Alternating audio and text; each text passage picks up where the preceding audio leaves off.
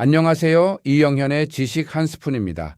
요즘 우리가 정보를 만들고 소비하는 방식이 정말 근본적으로 바뀌고 있잖아요. 하나의 콘텐츠가 마치 물처럼 여러 형태로 자유롭게 흐를 수 있게 됐다니 신기하지 않으세요?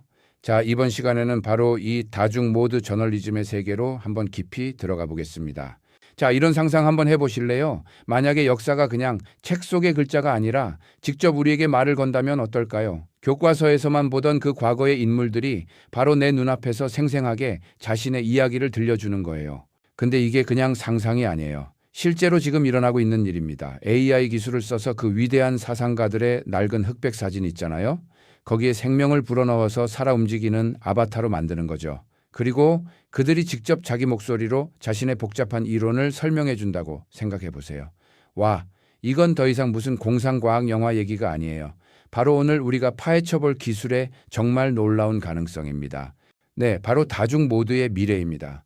방금 보신 예시가 이걸 아주 잘 보여주는 거죠. 그러니까 하나의 아이디어가 더 이상 글이나 영상 같은 어떤 하나의 틀에 갇히지 않는 세상이 왔다는 뜻입니다.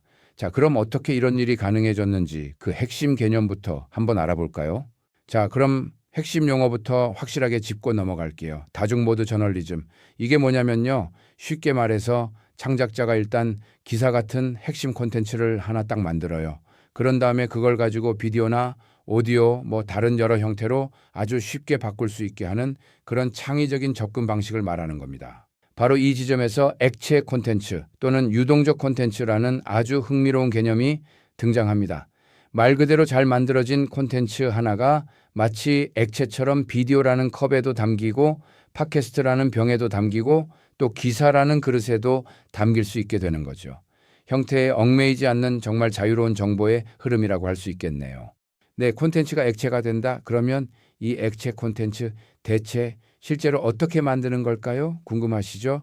하나의 아이디어가 어떻게 여러 모습으로 재탄생하는지 그 구체적인 과정을 지금부터 함께 따라가 보겠습니다.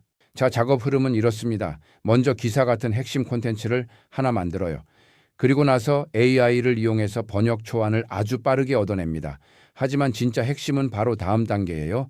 이 AI가 내놓아 결과물을 인간 전문가가 아주 세심하게 들여다보면서 교정하고 다듬는 과정이 꼭 필요하다는 거죠. 이 단계를 제대로 거쳐야만 비로소 비디오나 오디오 같은 완성도 높은 다른 포맷으로 뻗어나갈 수 있는 겁니다. 이게 실제로는 어떻게 적용될까요? 가장 대표적인 게 바로 글로벌 시장으로의 확장입니다. 예를 들어서 헤이젠과 같은 AI 도구를 써서 영상의 초기 번역본을 뚝딱 만들어내는 거예요. 그리고 이걸 독일어, 스페인어, 중국어 원하는 다양한 언어로 확장하는 거죠. 와, 이렇게 하면 콘텐츠 하나로 전 세계 시청자들을 다 만날 수 있게 되는 겁니다. 그런데 여기서 정말 중요한 점이 바로 이거예요. 정말 중요한 것은 초기 번역을 변경하고 개선할 수 있는 능력이다. 그러니까 AI는 그냥 훌륭한 출발점을 제공해주는 조수 같은 역할이고요. 콘텐츠의 깊이나 완성도를 결정하는 마지막 한 끝은 결국 인간의 그 섬세한 손길에 달려있다는 뜻이죠. 네, 새로운 권력 구도. 이러한 기술 발전은요. 단순히 콘텐츠를 만드는 방식만 바꾸는 게 아닙니다. 한 걸음 더 나아가서 콘텐츠를 만드는 사람과 소비하는 사람 사이의 힘의 균형, 그러니까 이 판의 권력 구도 자체를 완전히 뒤흔들고 있어요. 저는 개인적으로 이 비유가 정말 마음에 와닿더라고요. 도구는 마음을 위한 자전거와 같다. 생각해 보세요. 자전거가 우리 다리의 힘을 증폭시켜서 훨씬 더 멀리, 더 빨리 가게 해주잖아요. 그것처럼 이 새로운 기술들은 우리의 창의력을 증폭시켜서 예전에는 정말 상상도 못했던 일들을 가능하게 해준다는 거죠. 인간을 대체하는 게 아니라 우리의 능력을 확장시켜주는 겁니다. 덕분에 특히 경제학처럼 좀 전문적인 분야의 창작자들은 그야말로 날개를 달게 된 셈입니다. 더 이상 언어의 장벽 때문에 고민할 필요가 없는 거예요. 자신의 깊이 있는 지식을 전 세계 사람들과 나눌 수 있는 진정한 의미의 글로벌 전문가가 될 수 있는 길이 활짝 열린 거죠. 자, 선택의 힘이 어떻게 달라졌는지 한번 볼까요? 예전에는 어땠어요, 편집자가? 자, 이번엔 기사로 나갑니다 하면 모두가 기사로 봐야 했죠. 일방적인 방식이었어요. 하지만 지금은요, 소비자가 바로 우리가 직접 나는 영상으로 볼래, 나는 들을래 하고 원하는 형태를 고를 수 있게 된 겁니다. 완전히 개인화된 경험을 누리게 된 거죠. 바로 이 지점에서 미묘하지만 아주 강력한 권력의 이동이 일어나고 있는 겁니다. 콘텐츠의 최종 형태를 결정하는 힘이 만드는 사람 손에서 떠나서 소비하는 사람, 즉 우리 손으로 넘어오고 있는 거죠. 자, 당신의 콘텐츠를 당신의 방식대로 이 모든 변화가 우리에게 주는 궁극적인 메시지가 뭘까요? 그건 바로 이제 내 콘텐츠를 내 방식대로 즐길 수 있는 완전한 선택의 자유가 우리에게 주어졌다는 겁니다.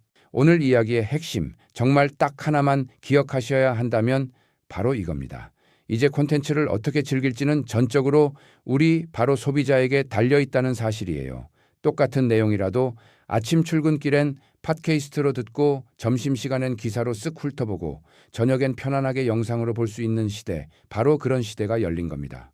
마지막으로 여러분께 이 질문을 한번 던져보고 싶네요. 이렇게 콘텐츠가 액체처럼 자유롭게 흘러다닐 때 과연 그 콘텐츠의 진짜 모습은 무엇일까요? 글일까요? 영상일까요? 오디오일까요? 어쩌면 정해진 답은 없는 걸지도 모릅니다. 이제 그 답을 만드는 건 바로 우리 각자의 선택에 달린 게 아닐까요? 다음 시간에도 흥미롭고 유익한 주제로 여러분을 찾아뵙겠습니다. 지식 한 스푼 이영현이었습니다. 구독과 좋아요, 알림 설정 잊지 마세요. 감사합니다.